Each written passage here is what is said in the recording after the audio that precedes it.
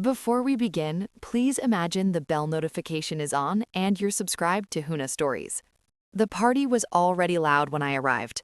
Balloons sagged from the ceiling fan, a superhero banner drooped slightly over the doorway. Kids ran in circles, sticky, fingered, and shrieking, while adults hovered near the kitchen pretending to supervise.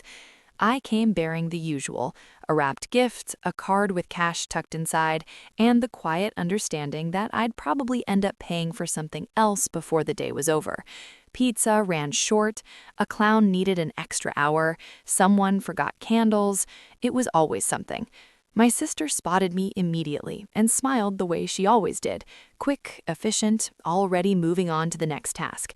Her husband lifted a beer in acknowledgement without standing up. I put the gift on the table with the others. An envelope sat beneath the wrapping paper, slightly thicker than the rest. Tuition confirmation. I'd transferred the money the week before, didn't announce it, didn't need applause, just didn't want my nephew stressed about school. The party rolled on. At some point, my sister cut the cake. She handed slices to kids first, then adults. When she reached me, she paused just long enough to make it feel deliberate. She smiled and said, loud enough for the kitchen to hear, "Buying stuff doesn't make you special. You're just the family wallet." Her husband laughed, a real laugh, the kind that comes from comfort, not humor. A few people chuckled uncertainly. Someone coughed. My mom, standing near the sink, didn't look up. "Let it go," she muttered, like she was talking to herself. I held the plate. For a moment, I waited for the familiar rush, that hot, embarrassing mix of shame and anger, the urge to justify myself, to list receipts, to remind them how often the family wallet showed up when things went wrong. But it didn't come. What came instead was clarity, clean and quiet. I saw it all at once. The late-night calls when something broke, the hospital bills slid across tables toward me without eye contact, the tuition email forwarded without explanation, the way generosity had slowly turned into expectation, then into dismissal. I set the cake down on the counter carefully, like it deserved better than being part of this. Then I walked back to the gift table. The room hadn't gone silent yet. Conversations continued. A kid screamed with joy somewhere behind me. I picked up the envelope, felt its weight, turned around. "I should say this now," I said. Not loud, not sharp, just enough to carry. People looked. I met my sister's eyes, then her husband's. "Good luck covering next semester," I said. "I just canceled the payment." It took a second, then her smile faltered. "What?" she said, too quickly. "I canceled it," I repeated. "You'll get the notification." Her husband straightened. "You can't do that." "I already did." My mom finally looked up.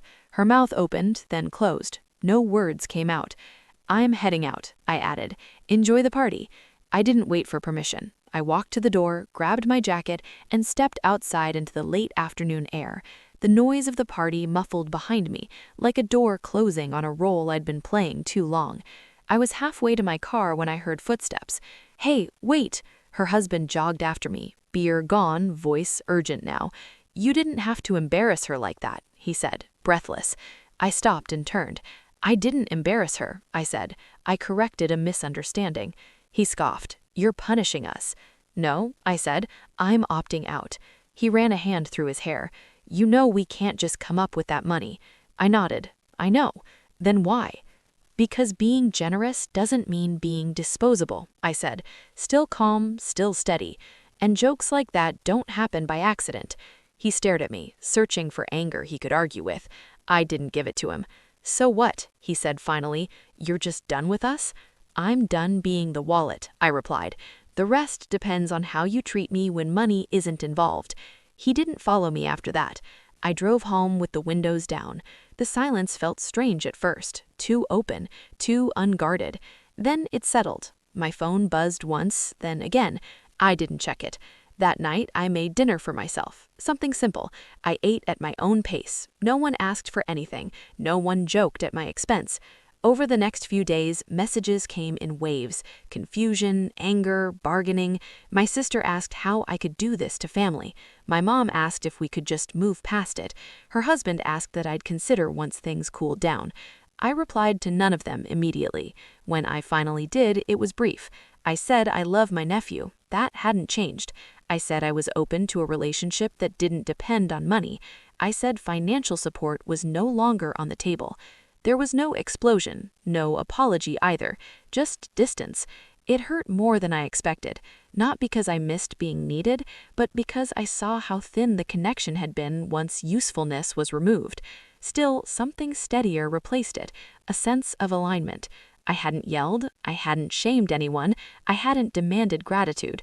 I'd simply stopped paying for disrespect.